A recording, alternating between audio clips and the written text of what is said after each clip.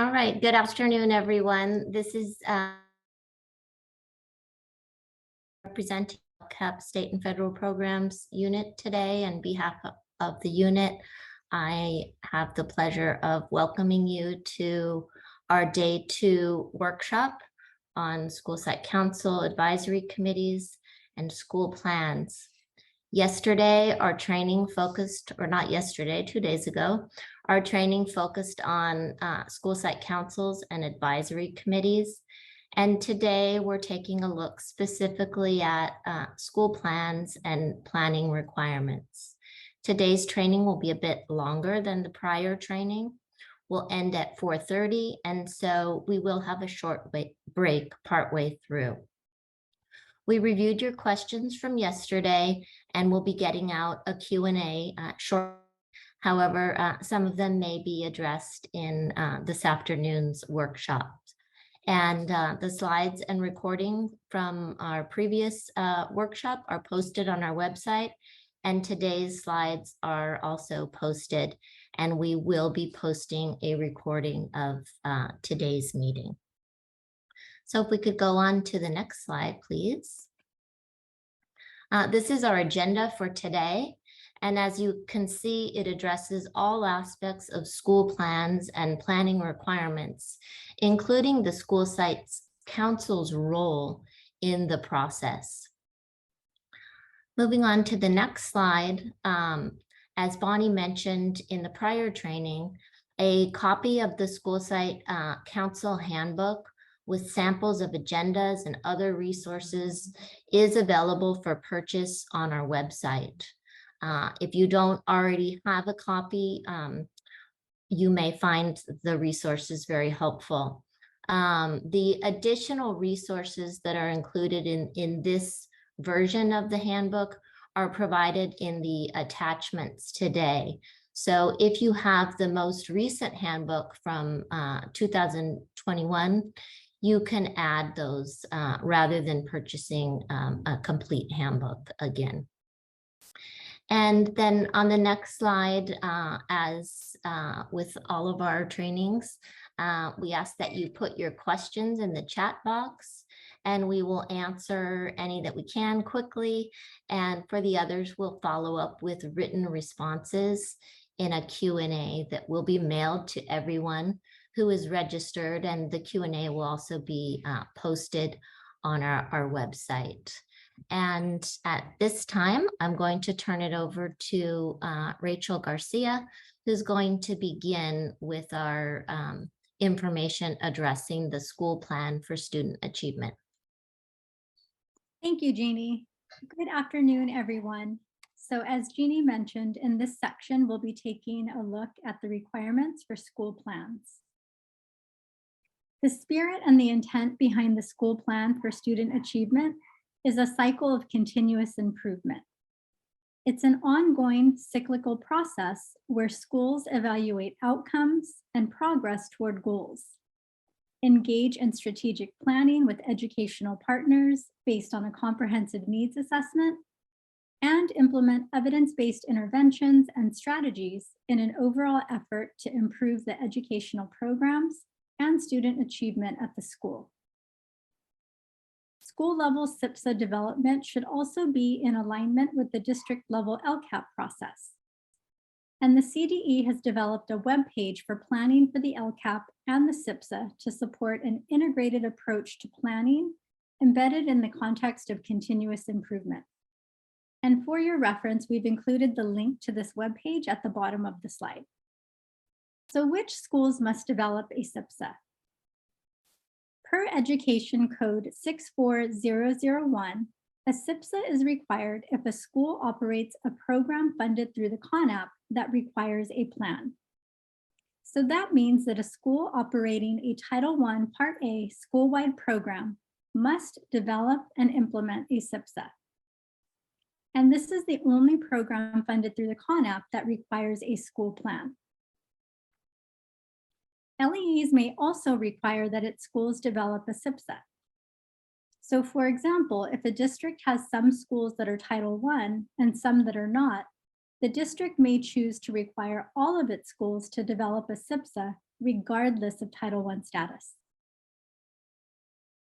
Lastly, schools identified for CSI, TSI, or ATSI under ESSA are required to develop and implement a school improvement plan.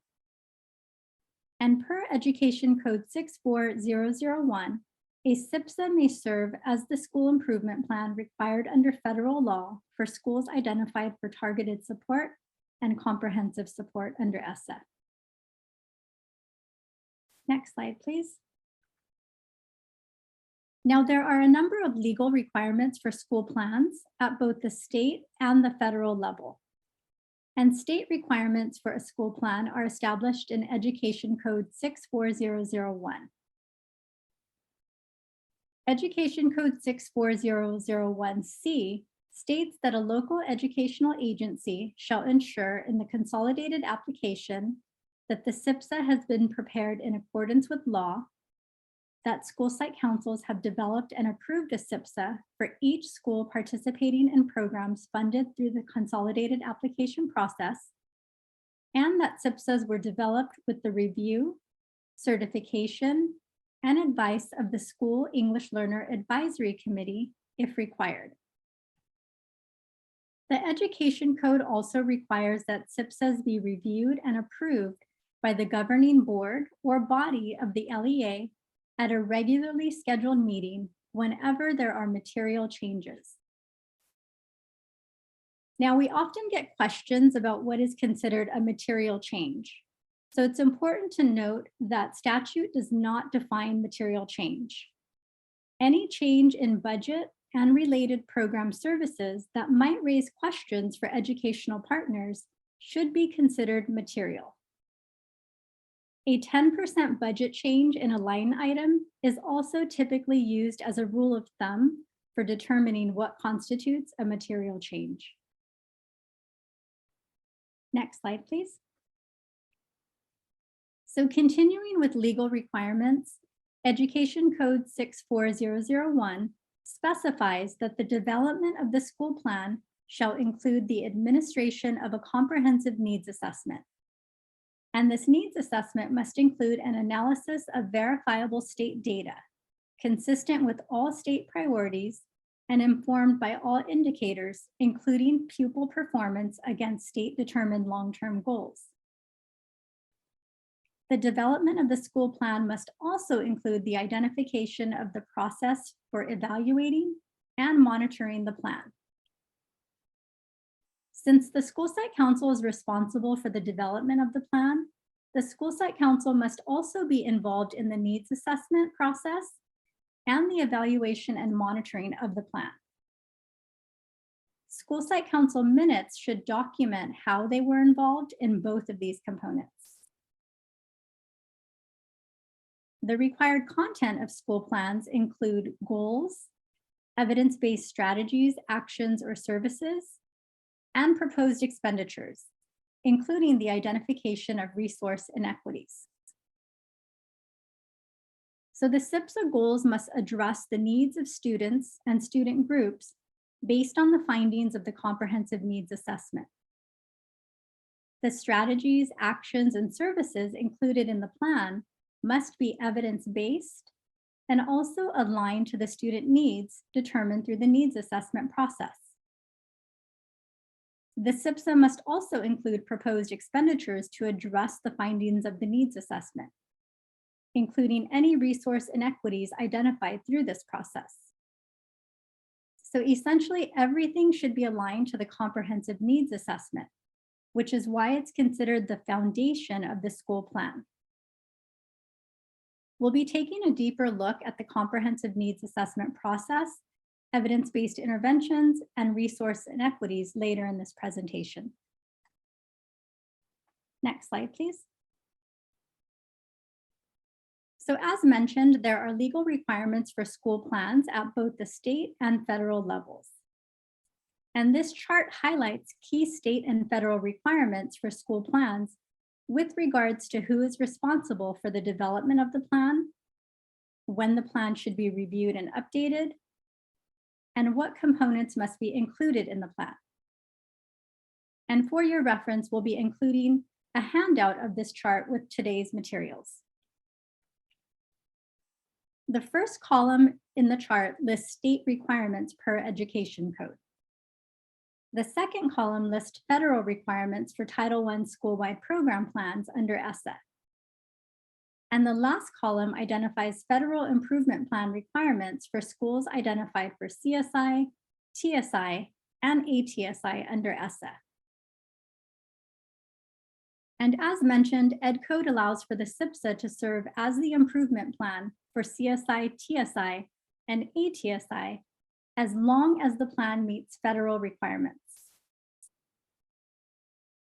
So as an example, if you have a school that is a Title I school that is Title I school-wide and has also been identified for CSI, the school is responsible for the components listed in all three columns. And as you can see, most of the state and federal requirements for school plans are in alignment. For example, a needs assessment is required for school plans per education code and for school-wide programs per ESSA, as well as for schools identified for CSI. Next slide, please.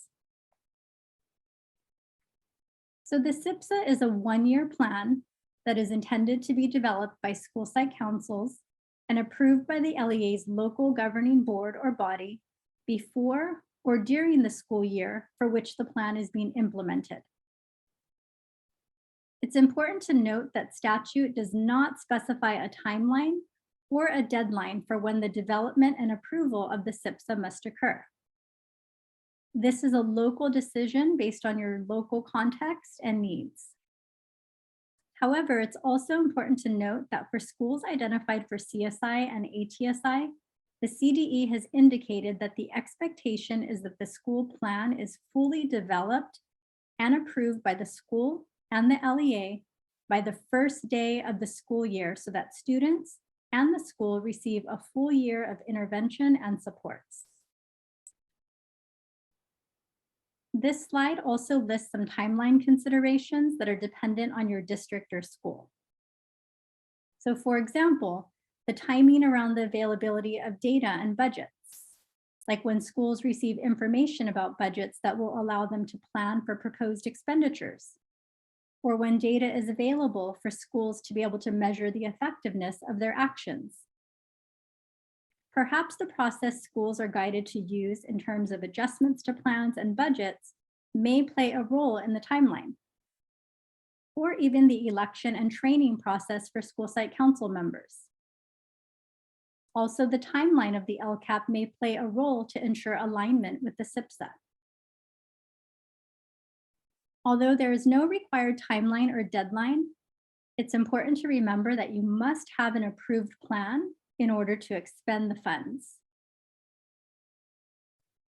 Next slide, please. Now, there is no required template to use for the SIPSA. The important thing is to ensure that the plan template that you do use meets the state and federal requirements for school plans. The CDE has developed an optional SIPSA template that schools may use, and we've included a few screenshots on the slide as well as a link to the optional template. Also, it's important to keep in mind that the process of developing the SIPSA is equally important, and a school will need to maintain evidence of the comprehensive needs assessment, development and approval by the school site council, evidence of input from ELAC, as well as the annual evaluation process. And keep in mind that these requirements are also reviewed through the FPM process. Now, the next two slides are only applicable to single school districts and charter schools. So Education Code 64001J allows for single school districts and charter schools to use the LCAP to serve as the SIPSA, as long as the plan meets federal school planning requirements and the stakeholder requirements established in Education Code 52062A, and the plan is adopted at a public hearing.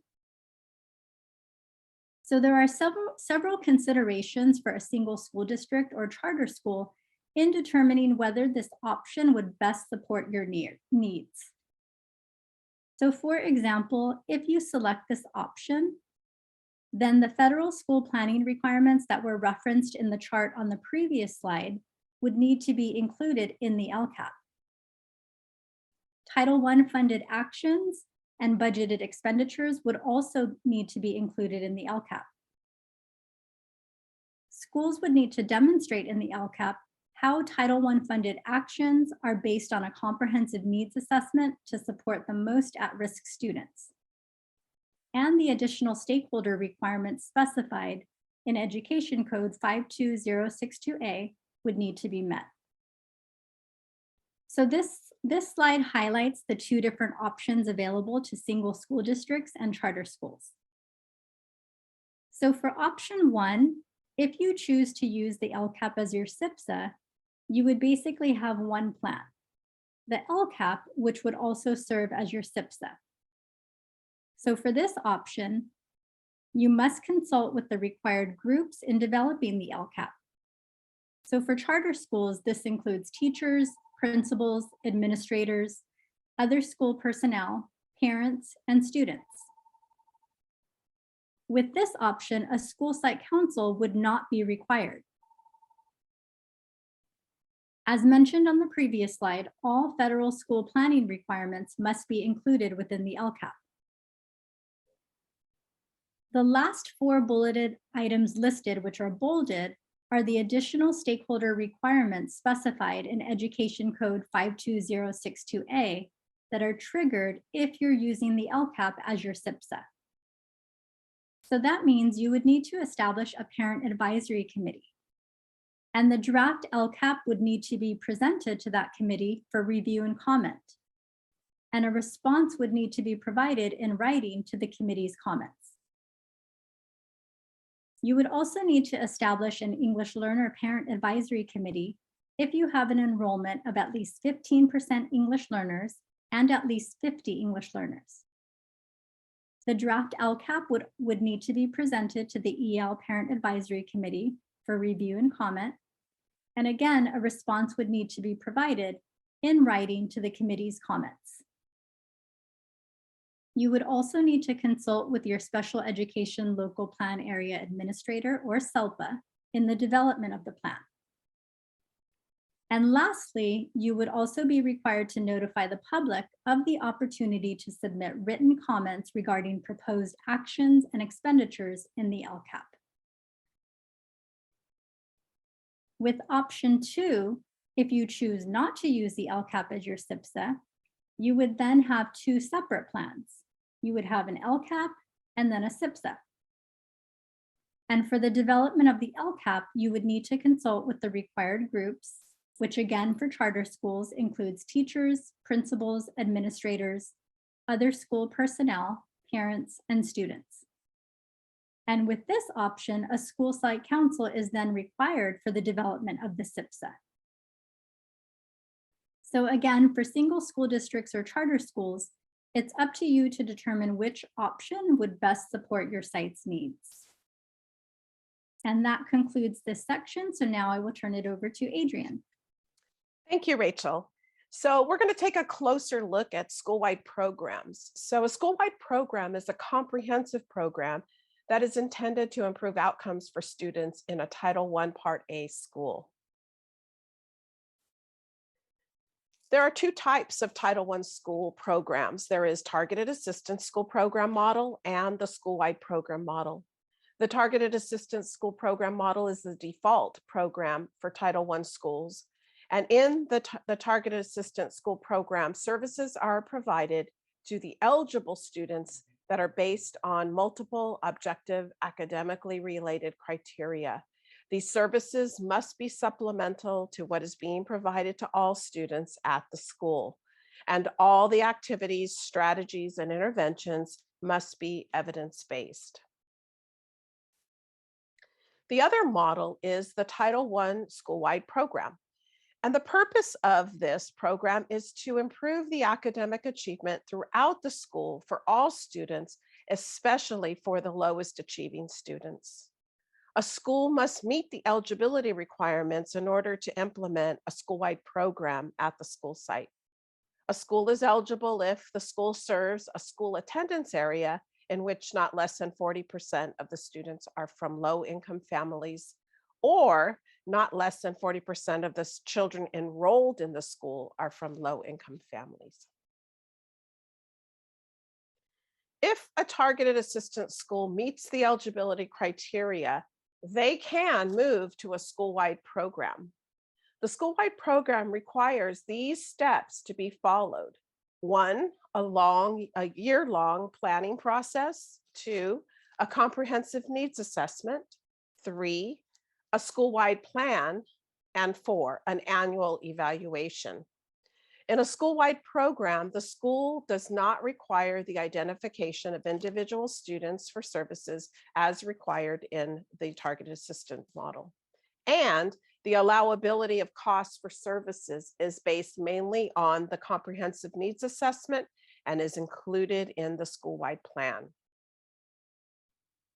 So let's take a closer look at these 4 steps. Step 1, again, the year-long planning process. Before the year-long planning can begin, the district must first determine if the school is actually ready to implement a school-wide program. These questions need to be considered before starting the year-long planning process. What is the current status of the Title I program? What is the school's understanding of targeted assistance school programs and moving into school-wide programs? How will a school-wide program improve the academic achievement of your lowest performing students? And what is the expected outcome? And lastly, the district needs to determine if the school is actually ready to upgrade the entire educational program. Here is a tool we created, and we do have it as a handout for you. It's called the Readiness Rubric, and this will help the LEAs determine if a school is ready to transition to school-wide programs. And it also serves as a way of determining what level of support is needed from district leadership. The LEA can use the readiness rubric to determine where the school currently places on the rubric. The LEA should reflect on these various aspects of the school, such as the leadership at the school. What level of experience does the school leadership have? Is there a brand new principal or is there a seasoned one? The vision and mission of the school and its level of articulation and implementation of the vision and mission. What level of collaboration exists among the staff? What is the school's level of commitment to equity? How does the school use data to drive instruction? Is there a planning process already in place? Or does one need to be created or perhaps modified? Is there differentiation in the classroom instruction happening that meets the needs of all students? So completing the readiness rubric will guide the district in providing any additional support to the school as they transition to a school-wide program. The second step is the comprehensive needs assessment, and we will go over this in depth later, but I just wanted to again show how once the district determines the school is ready, then the school will begin the process of the comprehensive needs assessment. The comprehensive needs assessment takes into account the entire school's information on the academic achievement of all the students in relation to the state academic standards and takes an even deeper look at the needs of the failing or the at risk of failing students. The third step is to create the school-wide plan. The school will now develop it, and it must include these required components: the comprehensive needs assessment, the plan development input and process, the plan content, which includes the strategies, actions, and services, the annual evaluation. It must have the budget included, and if you're consolidating other plans, a list of those other programs that are part of it will need to be listed. When developing the school-wide plan, it's important to remember that there are specific authorized uses of the Title I funds. It is not a pot of money to be used on anything for the school.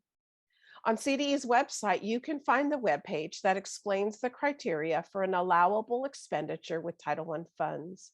This slide is the allowable uses that applies to both targeted assistance school programs and school-wide programs. So for both programs, activities and expenditures must adhere to the 1 through 5. 1 being be aligned to state academic content standards. The activity or expenditure must be evidence-based strategy. It must be reasonable, necessary, and applicable to the program. The Title I Part A funds must supplement the funds that would be in the absence of such funds be made available from the state and local sources, and not supplement, and it must not supplant the funds, it must supplement. The funds are used during the current or subsequent federal fiscal year. So for both programs, these 5 criteria must be adhered to. If you're a school-wide program, in addition to the first 5 items on the previous slide, you must also follow numbers 6 through 10. The criteria here states how activities or expenditures must meet an identified need from the comprehensive needs assessment, is included in your school plan. The plan has been approved by your local governing board, and that your school site council will be able to annually evaluate and monitor the implementation of these activities stated within the school plan. And lastly, the activity or expenditure has been reviewed, approved, and recommended by the school site council to the local governing board. So again, there's true transparency here. If your school is a targeted assistance school, then you will follow numbers 1 through 5 and numbers 11 through 13 on this slide. In a targeted assistance school program, the activities are for specifically identified students based on multiple educationally related criteria you have determined. The activity or expenditure is included on an ongoing basis and is part of the review of progress on the specific students, and is included in the revision of your targeted assistant program. There's also guidance here on staff members paid with Title I funds in a targeted assistant school program. And lastly, if an expenditure or activity does not meet all of the stated rationale, then it is most likely not an authorized use of Title I Part A funds. The last step and requirement for a school-wide program is the annual evaluation. The school site council must annually evaluate the progress of the programs or the activities towards accomplishing the goal. It must be determined whether the needs of all students have been met by the strategies that were used, especially on the needs of the low achieving students. And now Rachel will go over the comprehensive needs assessment process more in depth. Thank you, Adrienne. So as mentioned, we'll be taking a closer look at the comprehensive needs assessment process. So what is a comprehensive needs assessment? We often get this question followed by the question, do you have a sample template? At its most basic, a comprehensive needs assessment is a process or procedure that is used to identify and address factors between current outcomes and desired outcomes. And this process must include steps to provide clarity about the current situation and then identify what is needed to attain the desired student outcomes. The goal of the needs assessment is to help educators identify, understand, and prioritize the needs that a district or school must address in order to improve student outcomes. And it's important to note that the findings yielded through a comprehensive needs assessment are only accurate as long as the LEA or school context remains the same. An example being the past few years with the pandemic.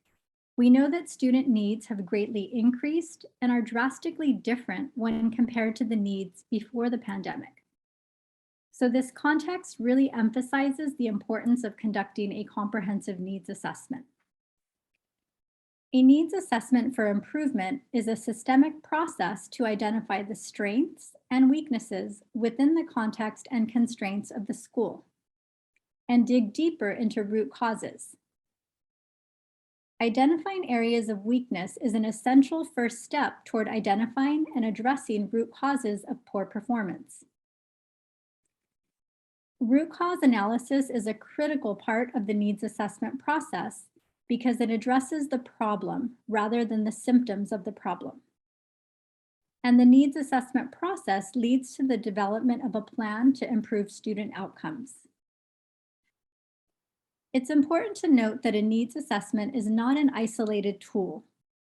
It's the first step in the continuous improvement cycle, which includes understanding root causes that contribute to the prioritized needs, selecting evidence-based interventions that address those needs, preparing for and implementing those strategies and interventions, and then evaluating whether or not those interventions are working in addressing those specific needs.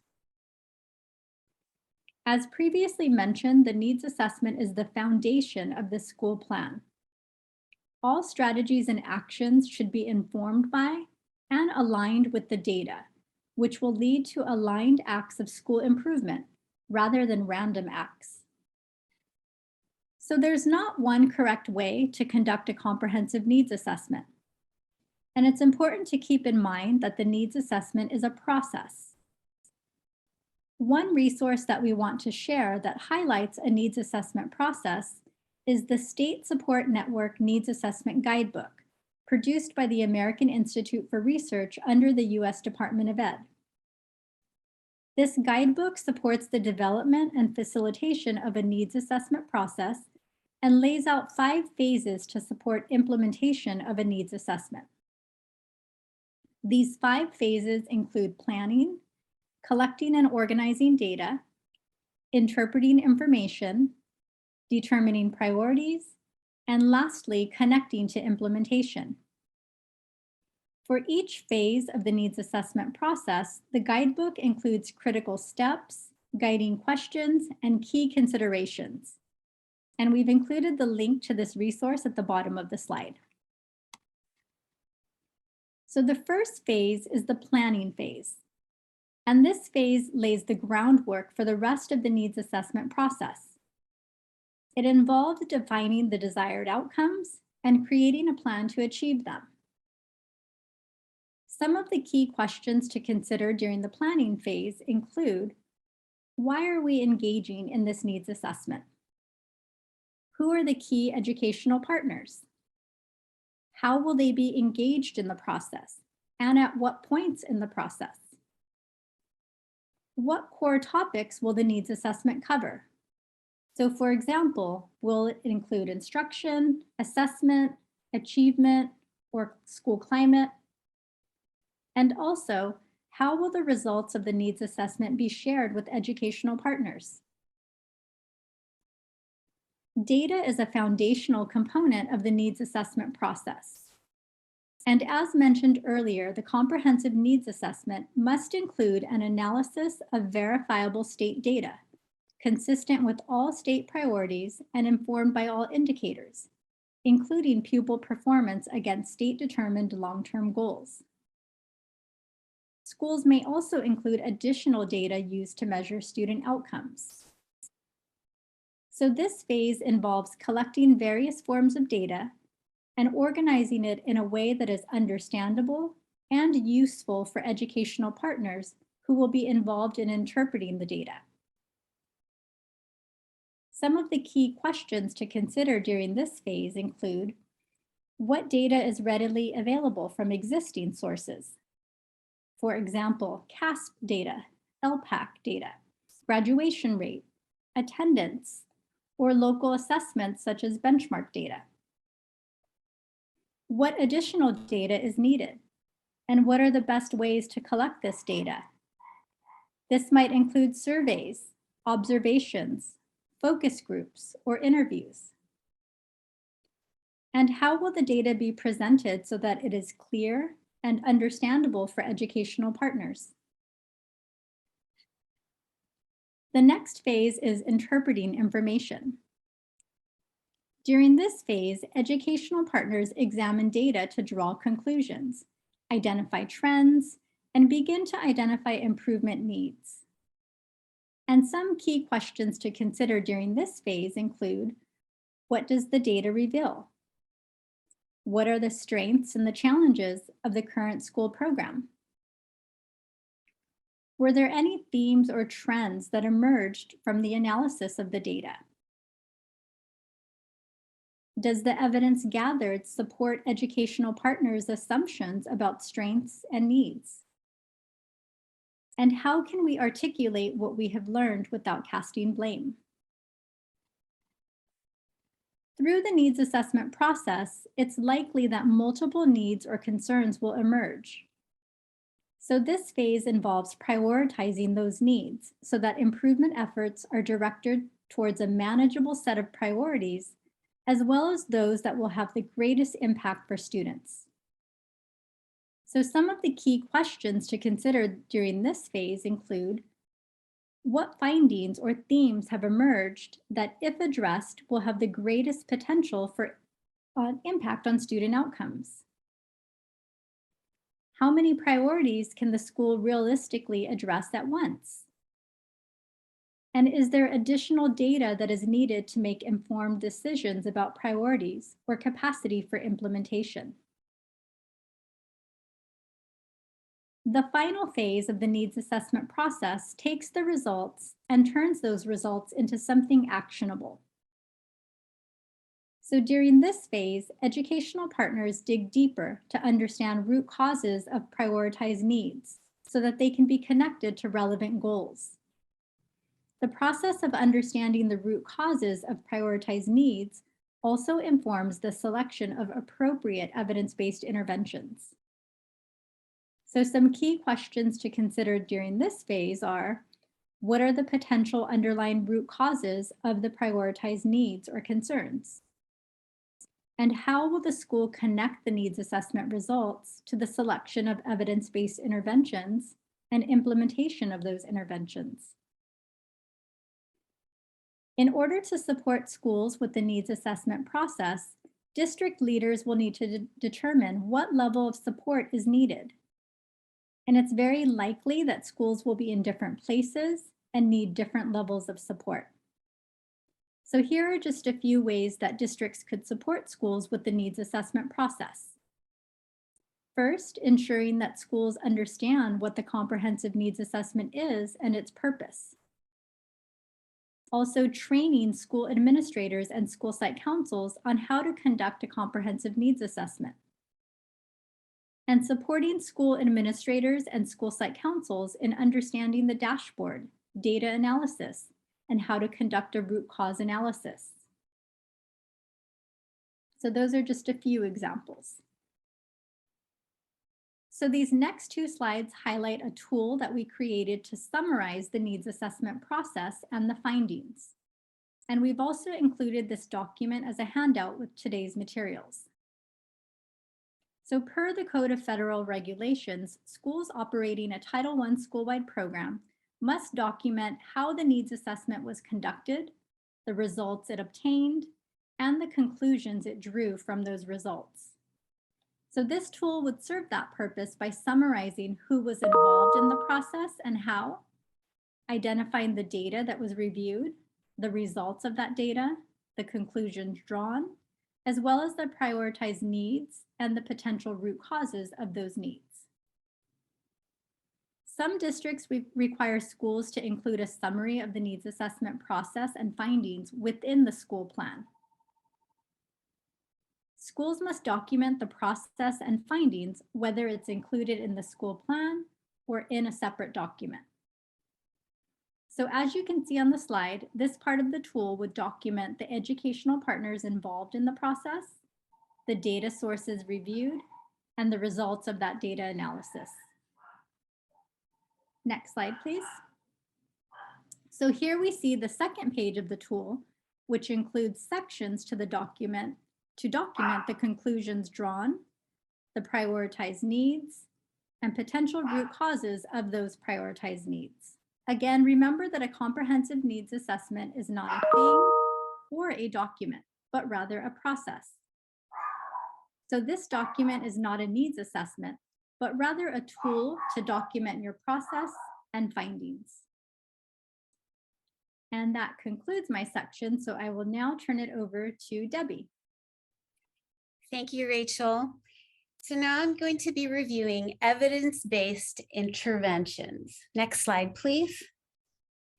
Evidence-based interventions are practices, strategies, or programs that have proven to be effective in leading to a particular outcome. In other words, these activities have definitive evidence to show that they produce results when fully implemented. The Elementary and Secondary Education Act, or ESSA, has consistently directed educators to implement interventions grounded in research. Under No Child Left Behind, districts and schools were called to use scientifically based research as the foundation for education programs and interventions. This was replaced by evidence-based interventions under ESSA. This shift was designed to help increase the impact of educational investments by ensuring that interventions being implemented have proven to be effective in leading to desired outcomes, namely improving student achievement. The requirement for evidence-based interventions does not require the LEA to conduct their own research, though. But instead, the LEA must plan to implement interventions, strategies, and approaches that have demonstrated effectiveness by prior studies. There are websites that provide information on evidence-based practices as a reference tool. Next slide. Section 8101 of ESSA defines the distinction between evidence-based strategies that have been proven to have statistically significant effect on improving student achievement and those that demonstrate a rationale or a likelihood based on research to date to impact student achievement. And these criteria are reflected in the 4 tiers of evidence for intervention. Next slide. Tiers of intervention. So the tiers of intervention are ratings that are determined by the research study criteria. The more controlled criteria provide an increase in strength of the evidence. So tier 1 is strong evidence, and this is the highest level of evidence available. And to qualify as having a high level of evidence, the interventions must have at least one well-designed and well-implemented experimental study. So, they have to have a sample size of at least 350 participants, and they have to have demonstrated a significant effect, which is noteworthy and directly related to the intervention and had favorable results for increasing student achievement. So that would be that tier 1. So tier 2 is moderate evidence and must have at least one well-designed and implemented quasi-experimental study. And as we go through the tiers, we can see tier 1, tier 2, tier 3, all are acceptable for CSI criteria. Tier 4 would be to demonstrate a rationale. So it's not based on a proven study, rather it is a rationale for, or a theory of action. So there's that distinction and the difference. Next slide, please. So in these next few slides, we'll share some resources to support this work. On this slide, there's a link to a 13-minute video and to the PDF of non-regulatory guidance using evidence to strengthen educational investments. So these 2 resources are provided to give LEAs and schools and educators the foundation for selecting and implementing interventions that improve outcomes for students. The video is a great resource to use to help build background knowledge or information for educational partners to provide input. It really does break down the tiers of intervention and help educators or educational partners understand what the difference would be between different interventions or strategies and how to evaluate them and to make an informed decision as far as how to address the identified needs. The guidance here is two parts. The first part, guidance reviews the steps for effective decision-making in the cycle of continuous improvement. And then part two recommends considerations, resources, and criteria for identifying evidence-based interventions based on SS4 evidence tiers. Next slide. Now here's a screenshot with links from the CDE posted about using, generating, and sharing evidence-based interventions and strategies. This is a great resource to use with your instructional teams and educational partners. It details the differences of the tiers, and it gives you links and access to different resources to evaluate different interventions, such as the evidence for ESSA database through Johns Hopkins University Center for Research and Reform in Education, or CRRE. And then What Works Clearinghouse is an initiative of Institute of Educational Science through the U.S. Department of Education. And here, next slide, please.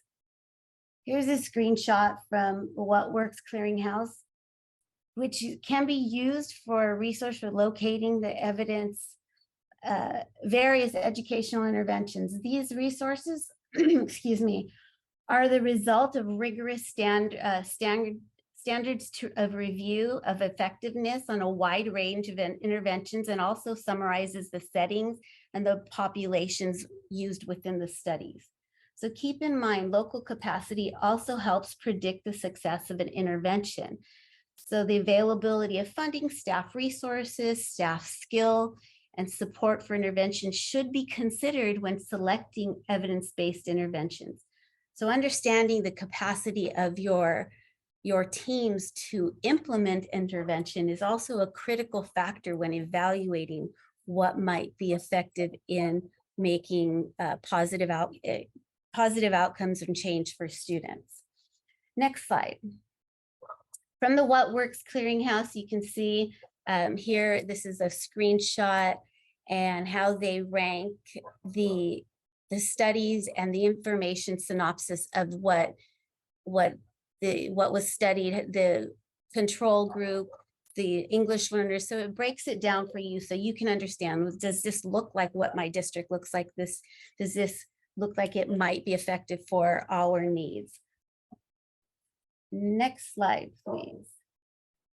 Now this screenshot and link are from WestEd, and they provide tools for looking at current practices as well as tools for supporting LEAs to develop an approach for working with schools to select evidence-based intervention. So these two red boxes are around resources to assist groups as they compare possible interventions. There are guiding questions and notes. It's a notes template to compare and record information as you assess different possible interventions to select. Next slide. So the guidance from the U.S. Department of Education seeks to help understand the 4 levels of evidence and recommends a step-by-step process for choosing and implementing interventions that improve outcomes. Part 1, again, as I said, of the guidance reviews the steps for effective decision-making, starting with the engaging in timely and meaningful consultation with a broad range of educational partners, and to examine relevant data to understand the most pressing needs. So of course, that is what Rachel talked about, was our needs assessment, understanding your root causes and really identifying where you need to target for student improvement. Following the needs assessment, the process then moves through the steps of selection of relevant evidence-based interventions, considering the local district and school level resources, developing a plan for implementation, then implementation and reflection, determining the impact of your plan. And part 2 of the guidance provides excuse me, part 2 of the guidance provides guidance on the definition of evidence-based intervention, focusing on the strengths of the evidence and determining through this resource, the research criteria applied. So part 2 of this guidance recommends consideration, resources, and criteria for identifying evidence-based interventions on each of the SF4 evidence levels. Next slide, please. As we look at our LCAP template CSI section, we can correlate the guidance to the responses. So we look at the process outlined in part 1 aligns with the requirements for the district support of the CSI schools, which also can benefit ATSI schools. LEAs are required to describe how they support CSI schools in developing the plan that includes the school level needs assessment, evidence-based intervention, and the identification of any resource inequities. They're also required to describe how they monitor and evaluate their CSI plan and implementation. So think about how this is happening in your LEAs now. Whether or not you have a CSI or ATSI school, think about how you engage your school leaders and teams and educational partners. What is your approach to reviewing and selecting interventions to address needs identified in the schools? How prepared are your educational partners to participate in this process of evaluation of possible interventions? What might you do to build their capacity to participate more meaningfully? Consider your past or current approaches to providing guidance to schools. Is there anything you would like to keep or change about how you approach this work? Okay, so that concludes this section, and we are actually going to take a 10-minute break, and we will return right now. It says that it's 3:25, so we'll come back at 3:35. Thank you.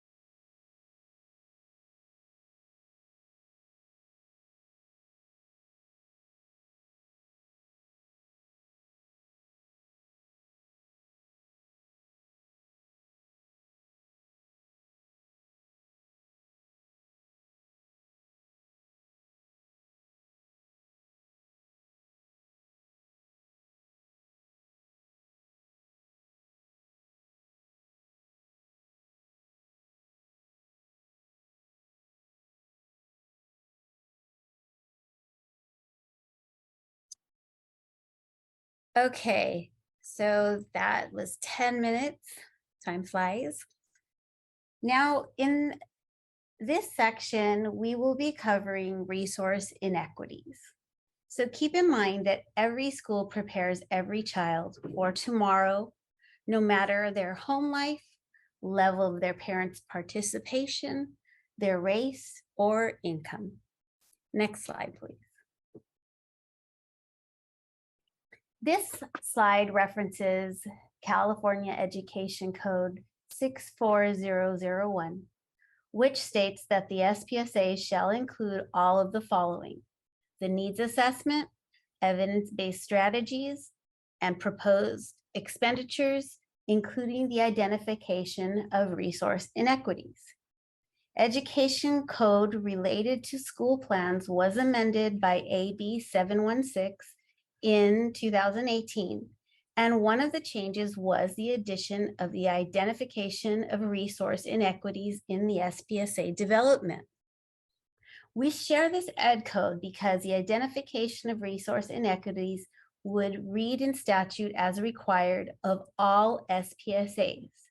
But you may come across some inconsistencies and sources of confusion regarding this requirement, which we're going to highlight for you. Next slide, please. In the CDE's optional SPSA template, the identification of resource inequities is clearly required for CSI and ATSI schools. As it states in both the instructions for the template and the FPM instrument, AB 716 was approved in September of 2018. So it is less clear if this process is required for all schools. The instructions for the CDE template suggest that this can be deleted if a school is not identified for a CSI or ATSI, but Ed Code indicates that it is a requirement of SPSAs in general. So we're getting conflicting information there, but when in doubt, go to Ed Code to be safe. So while this is especially important for your lowest performing schools, there is a value in including this review of resource inequities as part of the process of identifying need and potential areas to address in the process of school planning and continuous improvement. So we just want you to be aware of this. Next slide. This slide provides an overview of program requirements for CSI and ATSI schools and highlights the reference to the requirement for the identification of resource inequities. It is very clear that the identification of resource inequities is a requirement for all schools for CSI and ATSI. For schools in CSI and for schools in CSI, the LEA is required to support the school in the process of developing the school plan, a description of which is included in the LEA's LCAP. Next slide. The purpose of a review of resource inequity is described on the CDE CSI webpage. So that review of data around resource inequities can be used to identify, diagnose, and address sources of inequity to inform improvement decisions. This review can go hand in hand with the needs assessment process with a lens on equity. The review of various potential sources of inequity would then be areas targeted and addressed in the school plan. We will discuss the alignment of the LCAP and SPSA later in the presentation, but you can see here how the analysis of resource inequities at the school site is something that should be part of the LCAP planning process. Next slide. In considering resource inequities, we need to start with an understanding of what resource equity is. This definition comes from a working paper on the subject by Jonathan Travers, published through Educational Resource Services, looking at numerous studies related to the subject. As you can see, a review of resource inequity is not only about money. it is not only about the allocation of funds to the school, it is about the allocation and use of resources. Beyond the dollars allocated, also the people and time used to create equitable learning experiences for all students. ESSA requires that districts have a methodology for allocating resources to schools to ensure Title I schools receive all the resources they would otherwise receive if not receiving Title I funds. Therefore, equity in funding should be a given. So what else needs to be considered? Next slide. Resource inequities. Again, we turn to the CDE's website and their explanation of resource inequity. It is stated that part of the needs assessment could be the review of budgeting and where resource inequities can inform the assessment of effectiveness of actions or strategies. The paragraph here suggests that the LEA might consider a review of resource inequities as part of the LCAP process as well. While not generally required for LCAP, it is a requirement for single school districts and charter schools using the LCAP to meet the SPSA requirement to include this in the LCAP. Next slide. Continuing with the ways in which an LEA or school may review resource inequities, the CDE states that we can look beyond budgeting, for example, ways in which programs may be unfair or lack inclusion. We may also look at resource allocations within districts or within schools as potential areas of equity concern. For example, lower quality books or materials, less access to labs, outdated technology, class size, and distribution of highly effective or experienced teachers. LEAs are asked to identify current strategies and practices that may be contributing to the identified inequities. These are what can be brought to light and addressed in the school planning process. Next slide, please. Fairness and inclusion. With that, looking at these terms, fairness and inclusion, these are some things to consider. We know that students who come to school with greater needs require greater resources to reach the same high learning outcomes. We understand that personal characteristics such as gender or ethnicity should not stand as obstacles to achievement. We understand that we must hold the same high expectation for all students, and failing to do so is inequity in and of itself. Therefore, any gaps we see between student groups should be potential symptoms of resource inequity. When we see a disproportionate representation of one student group with high rates of dropout or attendance or discipline or achievement, schools are compelled to review what might be the contributing issues, what might be the conditions that might be better addressed or move towards equitable outcomes for students. Since high needs students require greater resources to reach the same outcome, providing equal resources for all might mean that your system has created resource inequities. Now, Helen will take over with the connection to our state priorities. Helen? Thank you, Debbie. So furthermore, CDE also has provided resources and definition and characteristics around equity. Any goal of competitiveness and excellence must start with equity or be doomed to fail. It's important to remember that students come to school with diverse backgrounds, abilities, talents, and challenges. Schools ensure equity by recognizing, respecting, and acting on this diversity. And just like what Debbie just mentioned, a common misperception is that equity means that all students are treated equally in all situations. In fact, high quality schools have the capacity to differentiate instruction, services, and resource distribution to respond effectively to the diverse needs of students with the aim of ensuring that all students benefit equally. Next slide, please. As we continue to look at how equity is tied to our work in the SPSA and in the LCAP, we need to examine our state priorities.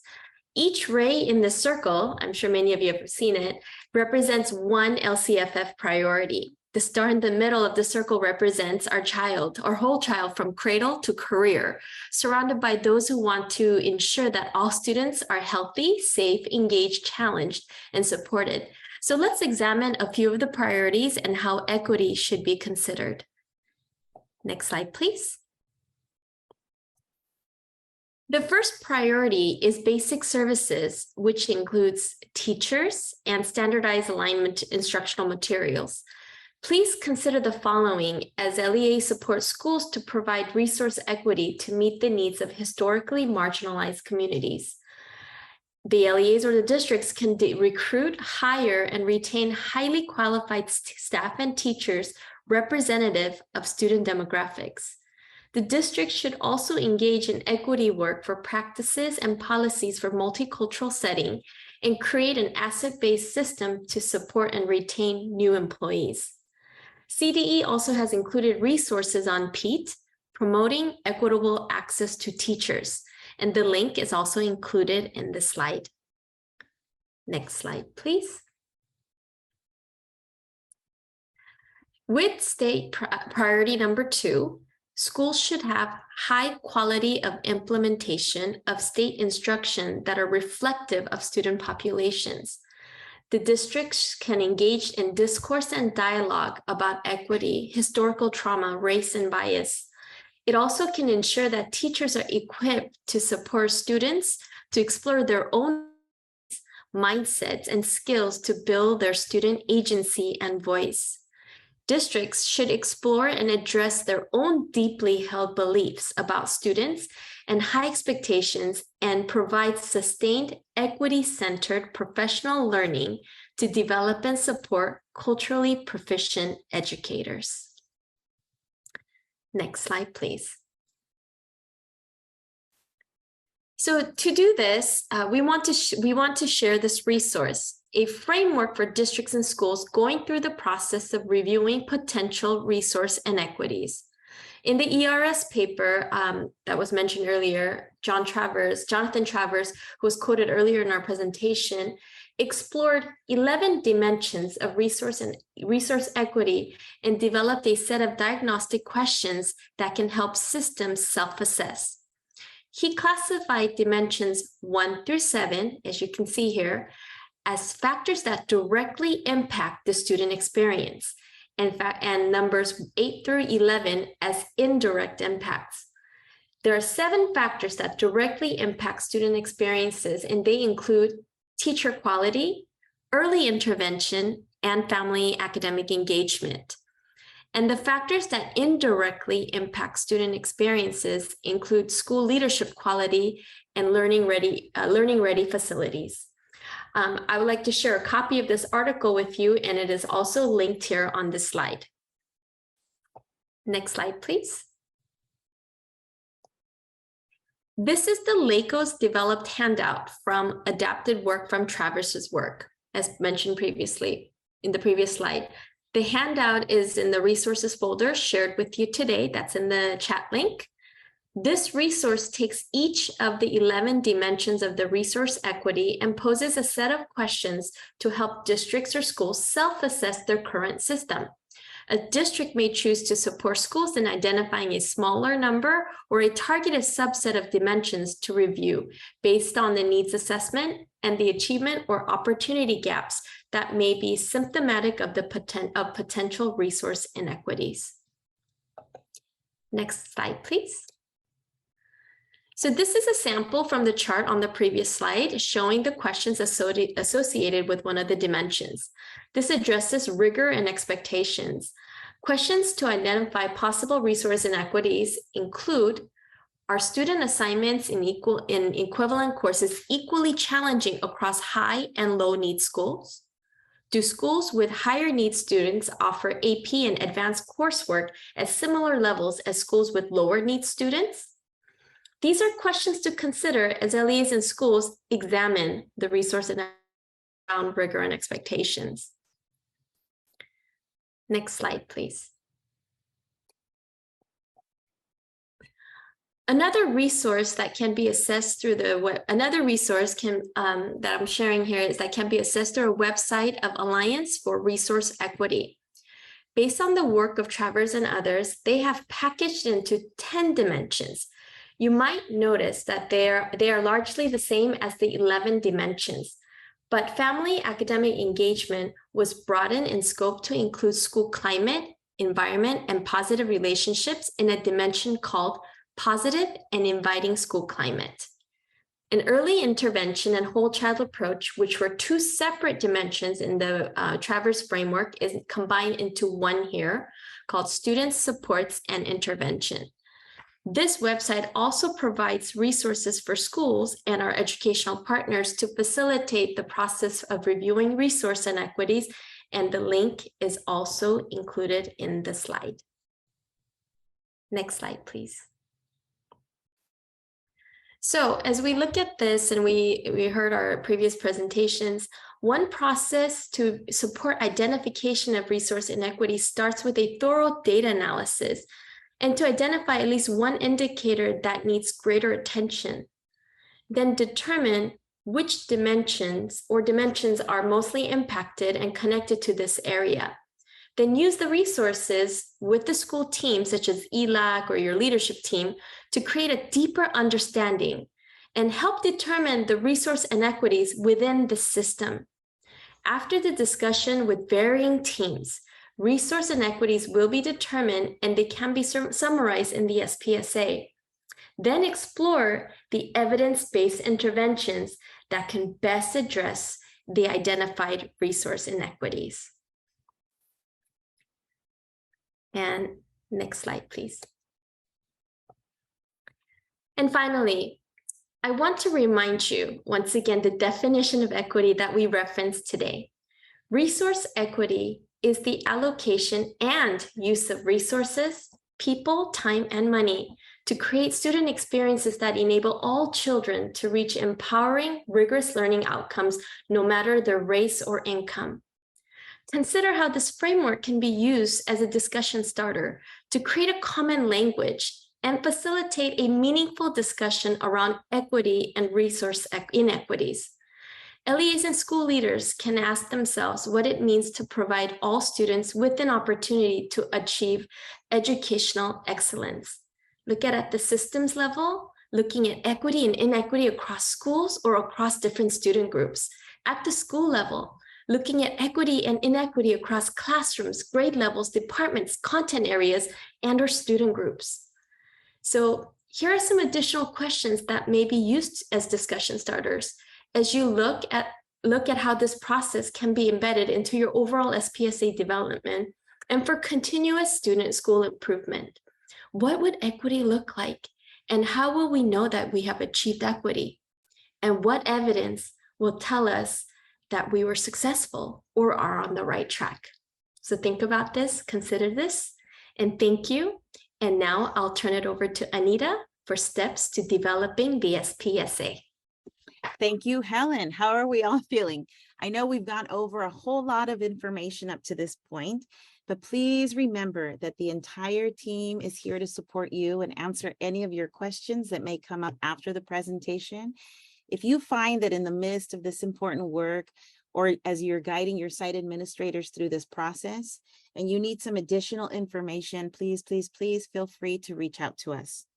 Okay, next we will take a deeper look into the process of developing the school plan for student achievement, the SIPSA. This graphic here offers a 7-step process in developing and annually reviewing your school plan. Notice that the continuum shows an arrow that denotes that the process during a school year is circular in motion. The process a school puts into action alongside its school site council, its staff, the ELAC if required, and the LEA's LCAP is meant to support a school plan that advances student achievement. The 7 steps are: 1, here beginning with red, analyzing student achievement data to determine areas of need, areas of strength. 2, measuring the effectiveness of those current strategies. 3, identifying goals and key improvement areas. Number 4, defining timelines, personnel, expenditures.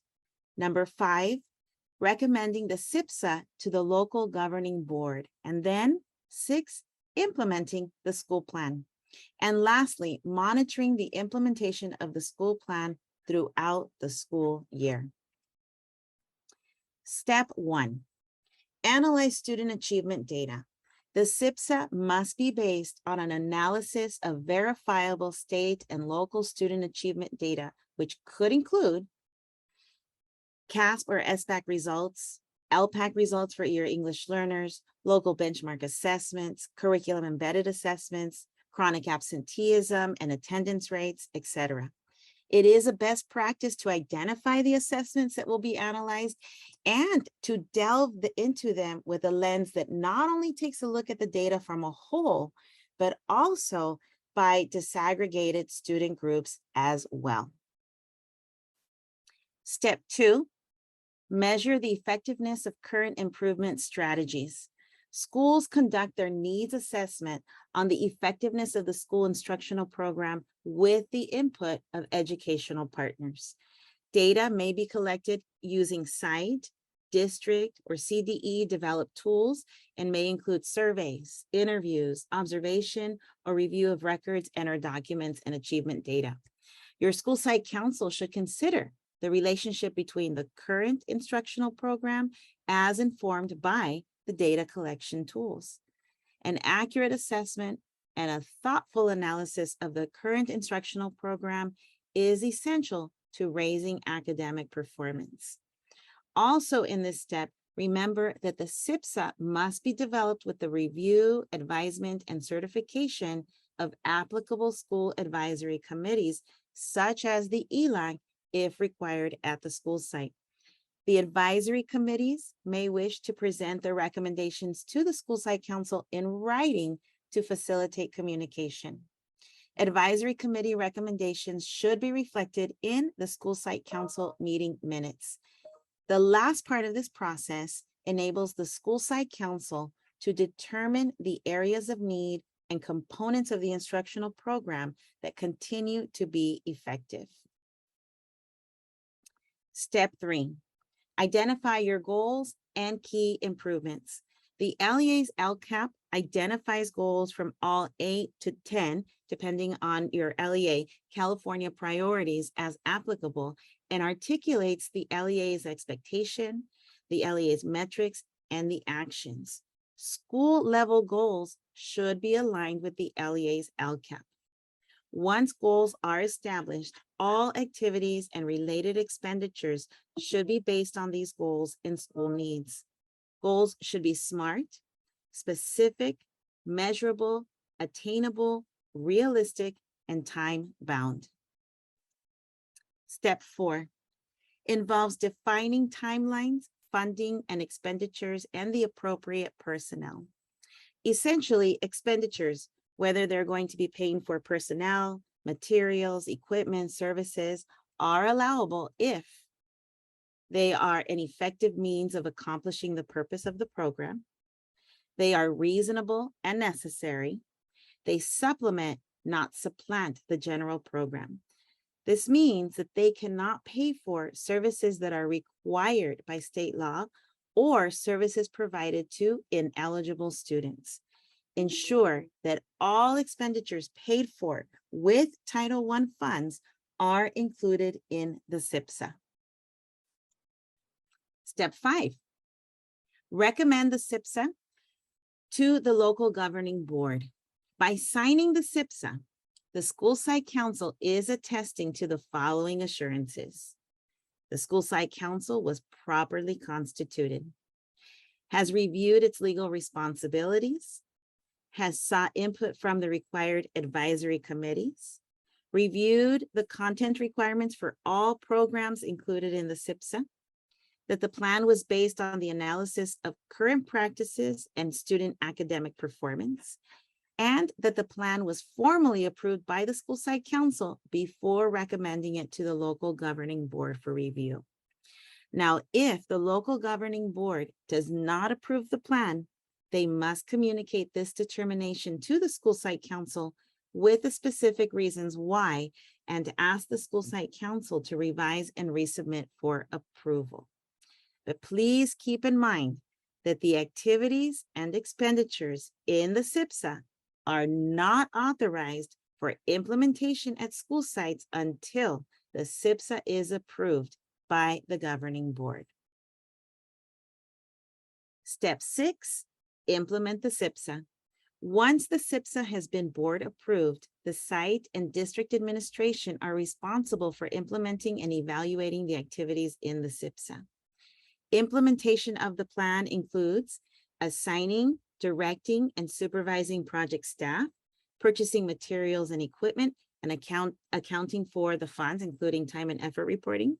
The school and the district administration may also support the planning process by providing training and information to the school site council and applicable advisory groups, or by developing proposals for the school site council's consideration. And last, step 7, monitoring the implementation of the plan. The school site council is responsible for monitoring the effectiveness of planned activities and modifying those that prove ineffective. We discussed this step yesterday in the FPM section with Adrian about CE 19, school site evaluation of program effectiveness. There are times when mid-year changes to the SIPSA might be necessary. A school site council may decide to amend their SIPSA if, for example, a major service or activity is proving to be ineffective early on. Material changes occur that impact the academic programs. You're unable to secure staff, the equipment, or materials. School boundaries or demographics have changed so much or an activity is not compliant or supported by the school community. Now last, finally, as a resource, especially for our high school folks, CDE and the Accrediting Commission for Schools and Western Association of Schools and Colleges have worked to create an alignment with the accreditation cycle and the SIPSA. The link provided here on this slide at the bottom is here for you. These plans are closely aligned to the goals, the actions, and services that are detailed in the LCAP, and schools are required to address major needs identified by performance indicators for state and local measures of progress from the dashboard, as in the WASC process. For high schools, consider how closely these plans and processes are related and how you can then leverage this to bring your teams together to support each other through the development of the plans. Thank you very much for your attention. Next up, we have Adrian Balcazar. Thank you, Anita. So looking again, we've talked kind of about the components of the school SIPSA. We've talked about the process.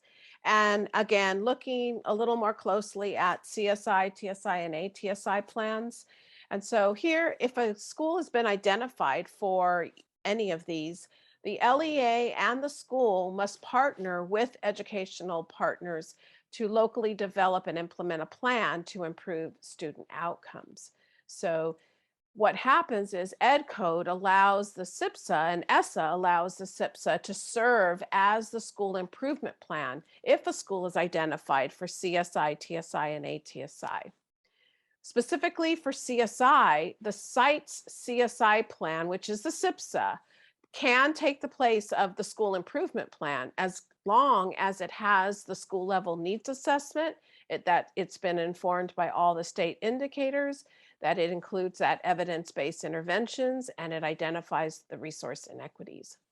The district has a responsibility to describe in their LCAP how they supported the CSI school in developing the school level needs and the evidence-based interventions and resource inequities. And it also must describe how it will monitor and evaluate the implementation and effectiveness of the site's CSI plan. And we point this out because working with the SIPSAs and working with LCAPs, sometimes our partners are confused about the difference. And again, the CSI plan is is part of your SIPSA, and the LCAP is the district's responsibility and description about how they're assisting the school site and monitoring and helping with that evaluation of the plan. Also, for ATSI schools, if you've been identified as ATSI, the school improvement plan must include those particular items as the CSI plan. And for TSI, the same requirements, but with the exception of the resource inequities, that is not required. And we have the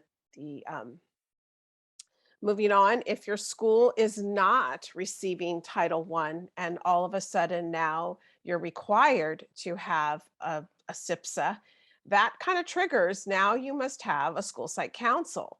So you must ensure that you have a compliant school site council. You must ensure that you follow the composition requirements and that you follow the required process that we've discussed today in developing the SIPSA. So again, making sure that if you have a school that was not receiving Title I, well, now they have to implement everything that you've heard these last 2 days. And here is a table that explains what is required for CSI and TSI. Again, looking at the responsibility for plan development on the second row, you see that the CSI schools, that the LA has a responsibility for the plan development and implementation, compared to a school that's identified for TSI, where you can see that the school is responsible for the plan and the development and implementation. So again, this is a nice comparison of the different, plans that are required in all the components.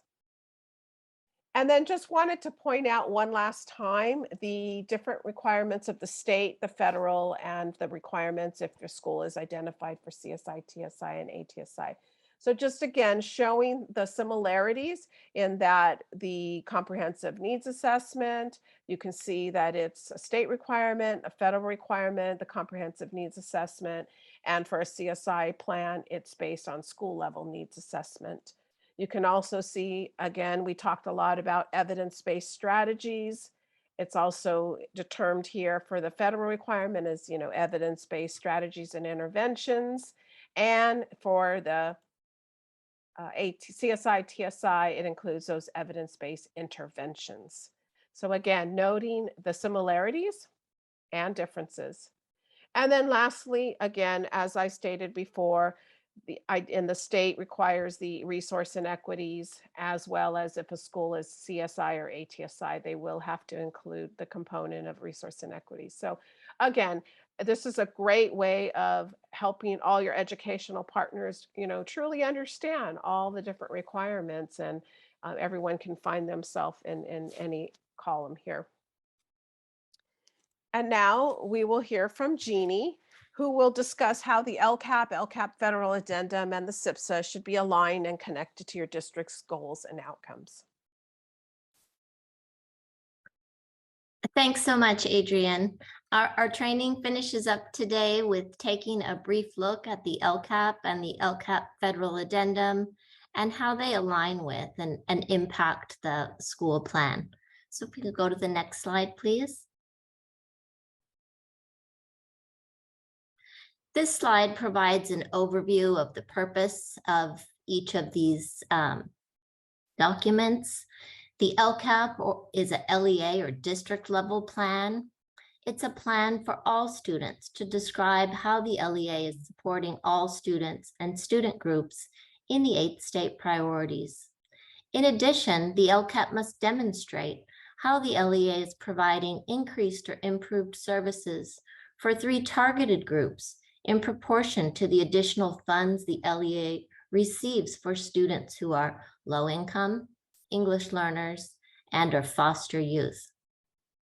The LCAP Federal Addendum is also an LEA level document, and its purpose is to describe how the LEA is meeting federal program requirements by supplementing the LEA's program outlined in the LCAP, and how the LEA is addressing federal provisions not addressed in the LCAP. And as you have heard in depth today, the school plan for student achievement is a school level plan outlining how supplemental Title I funds are used to close achievement gaps for low performing students in high poverty schools. Next slide, please.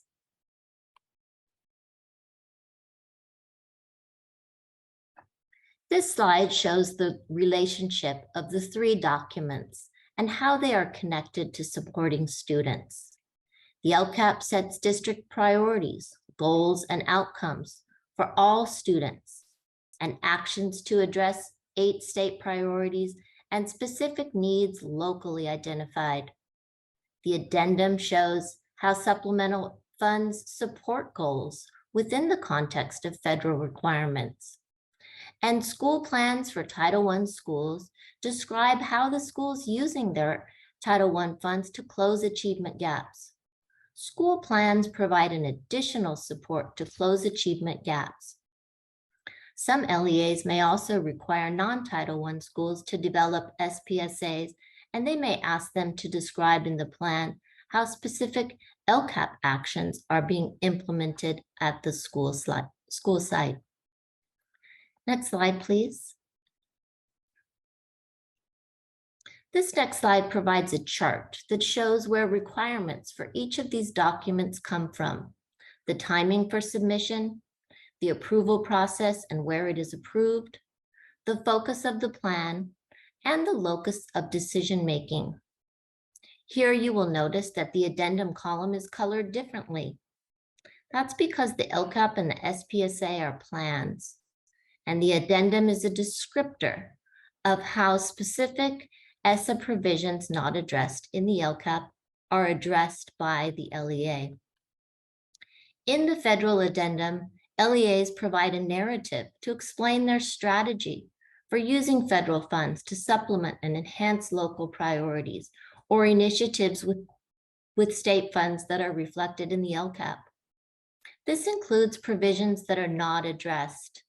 These include requirements for educator equity, parent and family engagement requirements under Title I, and school plan requirements for school-wide programs and targeted support programs, as well as services for homeless youth and requirements addressing student transitions. Additionally, LEAs describe their use of funds for Title II, III, and IV. It is important that district and school site personnel and educational partners and school site councils are aware of what is being provided in the LCAP and any updates to their federal addendum, so the school planning can build on existing services. Next slide, please. Here we wanted to share a helpful resource that was referenced earlier. This addresses the planning process for the SPSA and the LCAP. The link to this CDE website is provided on the slide. And here CDE provides considerations for how planning for the LCAP and the school plan can be aligned. They explain how the design of the optional CDE SPSA template intentionally mirrors the LCAP template. This is done by using common vocabulary and sections addressing continuous improvement.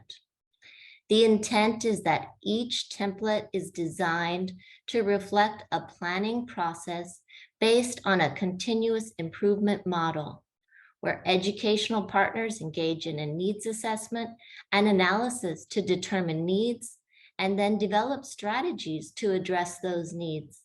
And each includes outcomes to support reflection of effectiveness of implementation. This resource provides support for the components identified in the improvement process, as well as links to the optional SPSA template. And going on to the next slide, we wanted to provide a reminder that per statute, the superintendent of the school district is required to review school plans for student achievement to ensure actions in the LCAP are consistent with strategies in school plans. As Rachel mentioned earlier, this requirement is embedded in the LCAP approval process requirements. But what does it mean? And how does it really happen?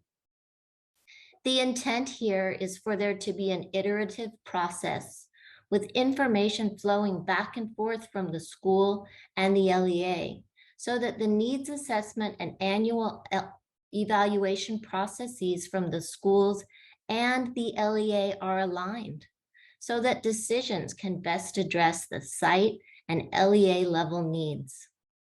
Such a process will inform schools about needs that are being addressed and services that are planned in the LCAP that will be provided by the LEA. And likewise, will inform the LEA about critical needs that could be systemically addressed at school sites. This back and forth can ensure that resources are most effectively leveraged, provide coordinated support, and avoid duplication of effort. A question to consider is, what does this process look like in your LEA? And finally, on this last slide, we'd like to emphasize the continuous improvement process that the team has outlined today. A process that for continuous improvement can support an LEA to engage in an iterative process to identify and address school level and LEA-wide needs. Aligning LCAP and SPSA planning templates can allow for LEAs and school site councils to leverage and coordinate resources to address needs at the school site and across the LEA. LEAs can begin by aligning timelines, so schools and the LEA are talking about the same things at the same time. An aligned process can provide staff the opportunity to have their ear to the ground during the school plan development. In this way, district staff and school site leadership working on the LCAP can be aware of needs arising from schools.